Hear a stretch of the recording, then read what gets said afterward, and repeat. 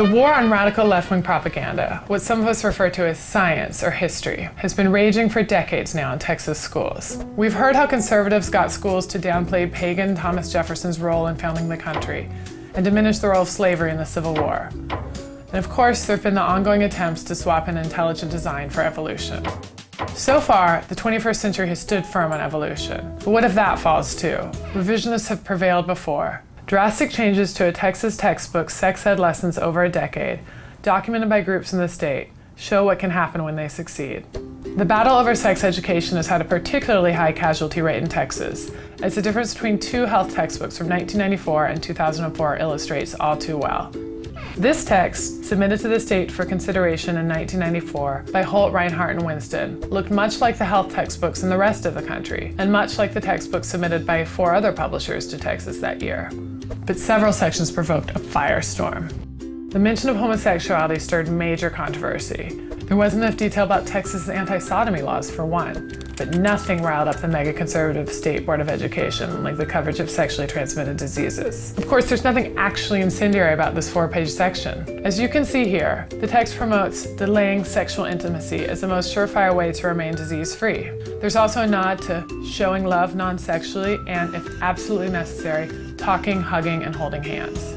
Hi, did Mother and I have a time at the hairdresser's today? And here again, if two healthy, disease-free people marry and remain faithful to each other, they will not have to worry about STDs. But then here's the rub. The book also mentions condoms as an STD prevention strategy.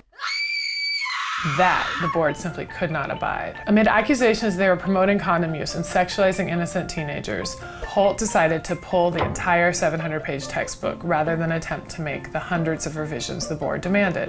While the other 4 publishers who'd submitted textbooks decided to make the requested revisions, Holt appeared to take an ethical stand. We simply cannot produce a product that does not provide children with adequate instruction on life-threatening issues, the company's president wrote to Texas' education commissioner at the time. A year later, George W. Bush, then the governor of Texas, urged the Texas legislature to pass a law requiring school districts to emphasize abstinence in sex education. While the law didn't explicitly forbid school districts to teach about condoms and other forms of contraception, many local school officials responded as if it had. When the Texas Freedom Network surveyed the state school districts in 2009, they found that roughly 94% of districts taught abstinence only. Another 2%, no sex ed at all. As for the textbooks themselves, in the end, the Texas textbook market proved too big an enticement, even for the upstanding Holt, Reinhardt, and Winston. And in 2004, the publisher submitted a replacement edition that was more in line with the state's new sex ed standards. Check out the revised treatment of STDs.